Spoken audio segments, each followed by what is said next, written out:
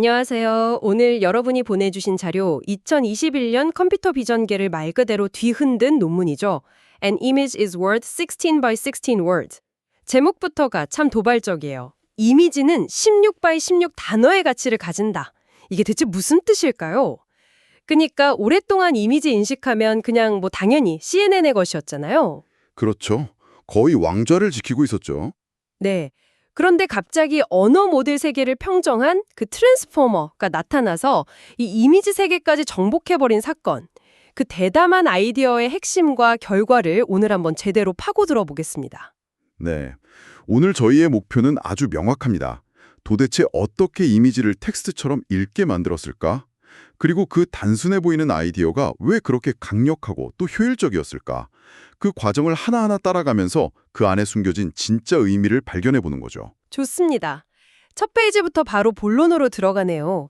자연어 처리, 그러니까 NLP에서는 트랜스포머가 이미 사실상의 표준이었는데 이미지 분야는 여전히 레즈넷 같은 CNN 아키텍처가 꽉 잡고 있었다고요? 아니 근데 언어 쪽에서 그렇게 잘 되면 이미지 쪽에서도 한번 써볼 만한 거 아닌가요? 왜 이렇게 도입이 늦었을까요? 바로 그 지점이 이 논문의 출발점이라고 볼 수 있어요.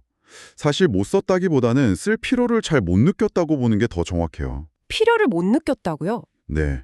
왜냐하면 CNN에는 아주 강력한 무기, 귀납적 편향, 영어로는 인덕티브 바이어스라는 게 내장되어 있거든요. 귀납적 편향이요? 좀 어렵게 들리는데요.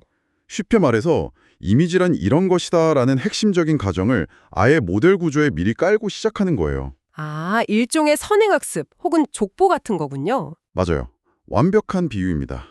예를 들어 픽셀은 주변 픽셀과 관련이 깊다는 지역성, 그리고 고양이가 사진 왼쪽에 있든 오른쪽에 있든 고양이는 고양이다라는 이동 등가성 같은 것들이죠. 이런 이미지의 기본 원리를 구조 자체에 녹여놨으니까 CNN은 비교적 적은 데이터로도 빠르고 효율적으로 학습할 수 있었어요. 굳이 다른 걸 쳐다볼 필요가 없었던 거죠. 아하, 바로 그 지점에서 이 연구진들이 판을 뒤집는 질문을 던진 거군요.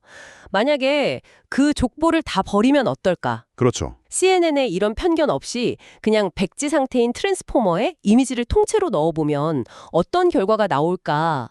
와, 이건 정말 무모한 베팅처럼 들리는데요. 자, 그럼 그 무모한 아이디어, 이미지를 어떻게 텍스트처럼 읽게 만들었는지 한번 보죠. 자료에 있는 다이어그램을 보니까 split and flatten, 즉 자르고 펼친다. 이게 핵심인 것 같네요. 네, 방법이 정말 놀랄 만큼 간단해요. 첫째, 이미지를 그냥 바둑판처럼 똑같은 크기의 조각으로 잘라요. 이걸 패치라고 부르고요. 이 논문에서는 16 곱하기 16 픽셀 크기로 잘랐습니다. 잠깐만요. 그냥 이미지를 조각 낸다고요? 그럼 예를 들어 사람 얼굴인데 눈이 두 조각으로 나눌 수도 있는 거잖아요. 그럴 수 있죠. 근데 일단 그런 건 그냥 무시해요. 아주 기계적으로 자르는 겁니다. 알겠습니다. 그리고 둘째, 그렇게 잘라낸 네모난 2차원 패치를 그냥 한 줄짜리 긴 데이터, 즉 1차원 벡터로 쭉 펼쳐버려요. 이걸 평탄화라고 부릅니다. 마지막으로 이렇게 만들어진 벡터 하나하나를 언어 모델에서 쓰는 단어, 즉 토큰이라고 똑같이 취급해버리는 겁니다. 와, 정말 거칠고 단순하네요. 그럼 이제 단어들은 준비가 됐는데 여기서 바로 심각한 문제가 생기잖아요. 그렇죠. 문장에서는 나는 밥을 먹는다 순서가 중요한데 이 방식대로면 이미지 조각들이 뒤죽박죽 섞여도 모르는 거 아닌가요? 고양이 눈이랑 꼬리 순서가 바뀌면 그건 고양이가 아닌데요? 아주 정확한 지적입니다. 바로 그게 트랜스포머의 약점이자 이 논문이 해결해야 했던 첫 번째 숙제였어요. 트랜스포머는 원래 순서 개념이 없거든요. 그래서 각 단어, 즉 패치마다 일종의 주소표를 붙여주는 거예요. 주소표요? 네. 넌 첫 번째 줄 세 번째 칸에서 온 조각이야 하는 식으로요. 아, 그게 바로 위치 인베깅이군요. 각 조각에 원래 위치가 어디였는지 좌표를 딱 찍어주는 거네요. 맞습니다. 그럼 그 옆에 있는 선형, 투형은 뭔가요? 그건 잘라낸 패치 데이터를 트랜스포머가 좋아하는, 그러니까 이해할 수 있는 일정한 크기의 벡터로 바꿔주는 과정이라고 생각하시면 돼요. 단어를 컴퓨터 언어로 번역해주는 거죠. 알겠습니다. 그럼 이제 주소표가 붙은 단어들로 이루어진 이미지 문장이 만들어졌어요. 그 다음은요? 이걸 처리하기 위한 뭔가 특별하고 복잡한 구조가 또 필요한가요? 전혀요. 여기서 이 모델의 대담함이 다시 한번 드러납니다. 언어 처리 모델인 불티에서 쓰던 것과 그냥 똑같은 표준 트랜스포머 인코더에 그대로 집어넣어요. 이미지 처리를 위해 구조를 거의 바꾸지 않은 거죠. 그게 왜 대담한 거죠? 그냥 있던 거 재활용한 거 아닌가요? 그게 바로 확장성을 염두에 둔 아주 큰 그림이에요. 만약 이미지에 맞게 구조를 복잡하게 뜯어 고치면 나중에 모델을 더 크게 만들거나 다른 문제에 적용하기가 어려워져요. 하지만 이렇게 표준 구조를 그대로 쓰면 나중에 컴퓨팅 파워가 더 좋아졌을 때 그냥 모델을 키우기만 하면 성능이 계속 올라갈 거라는 그런 믿음이 있었던 거죠. 아, 단순함이 오히려 미래를 위한 포석이었군요. 그렇죠. 여기에 영리한 장치 두 개가 추가돼요. 첫째는 이미지 패치 시퀀스 맨 앞에 클래스라는 특별한 가짜 토큰을 하나 붙입니다. 클래스 토큰이요? 네, 이 친구가 일종의 반장 역할을 하는 거예요. 모델이 모든 패치를 다 살펴본 다음에 이 반장 토큰에다가 이 이미지의 전체 내용은 이거야 라고 요약 보고를 하도록 시키는 거죠. 최종 분류는 이 반장 토큰의 값만 보고 하고요. 와, 똑똑하네요. 그리고 둘째는 물론 원한다면 CNN을 보조 도구로 쓸 수 있는 하이브리드 옵션도 열어뒀습니다. 네, 알겠습니다. 여기서 CNM과 비전 트랜스포머, VIT의 근본적인 철학 차이가 딱 드러나는군요. 귀납적 편향, 즉 족보를 가지고 시작하느냐 마느냐의 차이요. 맞아요. CNN은 지역성 같은 강력한 족보 덕분에 적은 데이터로도 효율적으로 학습할 수 있지만 동시에 그 족보가 세상을 보는 방식의 한계가 될 수도 있는 거고요. 정해진 틀 안에서만 생각하게 된다. 그렇죠. 반면에 VIT는 그런 족보가 거의 없어요. 처음에는 어떤 패치가 서로 이웃인지조차 몰라요. 그냥 순서 없는 단어 뭉치로만 보는 거죠. 오직 어마어마한 양의 데이터를 보면서 이런 패턴들이 서로 가까이 있구나. 이런 모양이 고양이구나 하는 모든 관계를 정말 바닥부터 스스로 깨우쳐야 하는 겁니다. 솔직히 그건 좀 말이 안 되는 것 같은데요. 아무런 힌트 없이 그림을 이해하라는 거잖아요. 그게 어떻게 효율적일 수가 있죠? 오히려 데이터가 적을 땐 완전 엉망진창이 될 것 같은데요? 정확하십니다.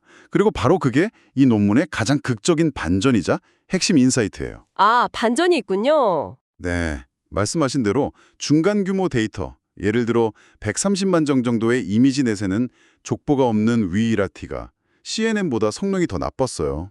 그렇죠. 그럴 줄 알았어요. 그럼 실패한 거 아닌가요? 하지만 연구진들은 여기서 멈추지 않았어요. 만약에 데이터가 정말 많아진다면 어떨까?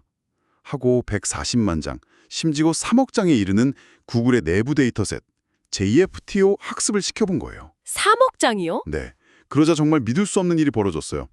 데이터의 힘만으로 족보의 한계를 그냥 압도해버린 겁니다.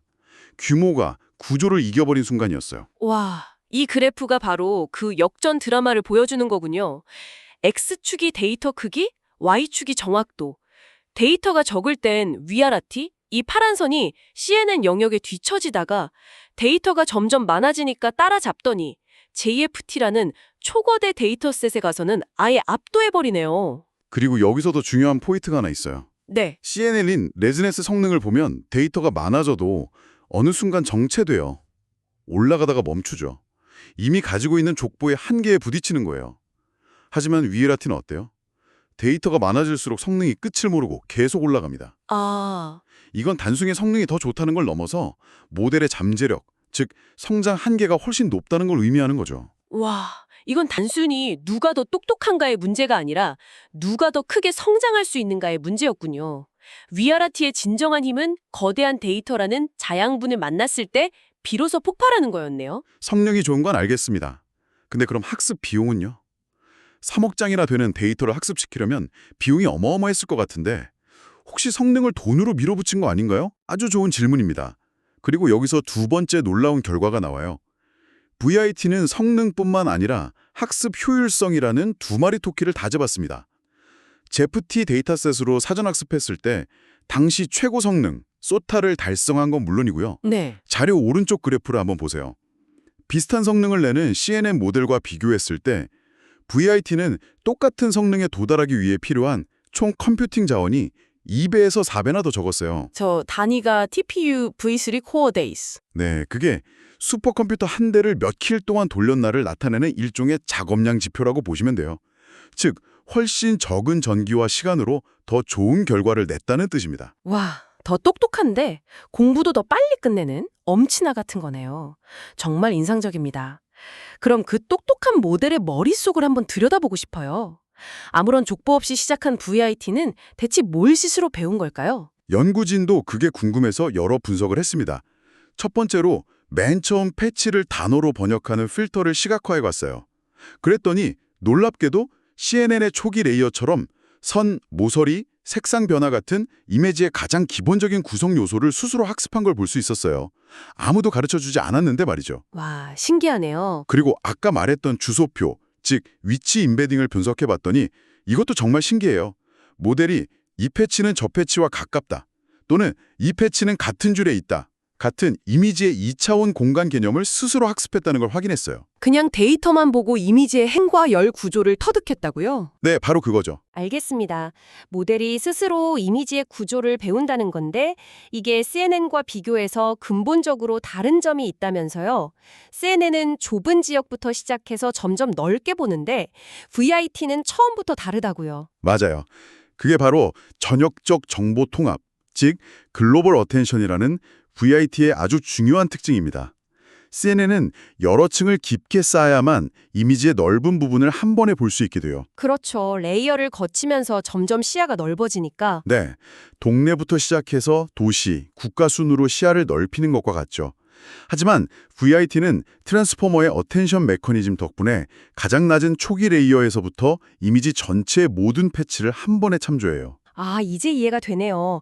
CNN은 사진을 볼 때 작은 부분부터 훑어보면서 점차 전체 그림을 파악하는 방식이라면 VIT는 처음부터 위성사진 보듯이 전체 풍경을 한눈에 보면서 중요한 부분을 찾아내는 식이군요. 완전히 접근법이 다르네요. 그렇죠.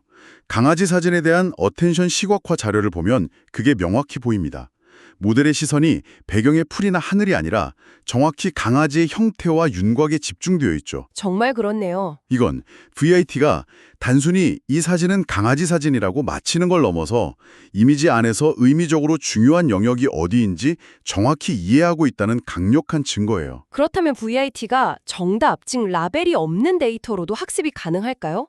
사실 세상에는 정답지가 붙어있지 않은 사진이 훨씬 더 많잖아요. 네, 바로 그 엄청난 잠재력을 확인하기 위한 실험도 했습니다. 언어 모델인 벌트가 문장의 일부 단어를 가리고 맞히게 하는 것처럼요. VIT에게도 이미지 패치의 일부를 무작위로 가린 다음 자, 여기 가려진 부분에 뭐가 있었게 하고 물어보는 거예요. 이거 완전 그림 퀴즈네요. 맞아요.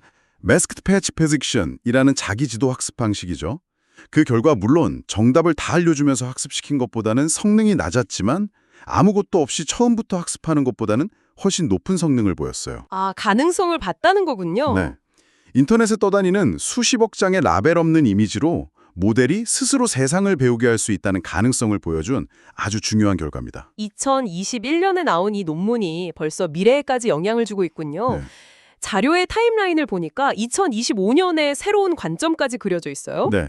VIT가 정립한 이미지를 패치 시퀀스로 처리한다는 이 개념은 이제 사진 분류라는 문제를 훌쩍 넘어서 훨씬 더 큰 세상으로 나아가고 있어요. 타임라인의 2025년 새로운 관점을 보면 비디오 LLM이 등장하죠. 생각해보면 간단합니다. 비디오는 결국 이미지, 즉 프레임의 연속이잖아요. 그렇죠. 각 프레임을 VIT로 인코딩해서 이미지 단어로 만들고 그걸 시간 순서대로 늘어놓으면 비디오 문장이 되는 거예요. VIT는 이제 동영상이나 소리까지 이해하는 멀티모달 AI의 핵심 엔진으로 자리 잡고 있는 거죠. 자, 그럼 오늘 분석의 결론을 정리해볼 시간입니다. 결국 이 모든 걸 가능하게 한 VIT의 성공 비결은 뭐였을까요? 세 가지로 요약할 수 있을 것 같아요. 첫째는 단순함의 힘입니다. 이미지에 맞게 뭔가를 더하기보다 오히려 기존의 편견을 버리고 NLP에서 검증된 표준 트랜스포머를 그대로 적용한 단순함이 성공의 열쇠였어요. 구조보다 원칙을 따른 거네요? 파워, 즉 압도적인 경험으로 극복했습니다. 오히려 그 덕분에 CNN의 성능 한계를 뛰어넘는 더 높은 잠재력을 보여줬죠. 마지막으로 효율성. 결국 더 똑똑한데 공부까지 빨리 끝내는, 즉 더 적은 비용으로 더 높은 성능을 달성했다는 점입니다. 마지막 인용구가 모든 걸 요약해주는 것 같네요. 네, VT는 컴퓨터 비전의 새로운 표준이 되었으며 정지 영상을 넘어 비디오와 멀티모달 인공지능이 기반이 되고 있습니다.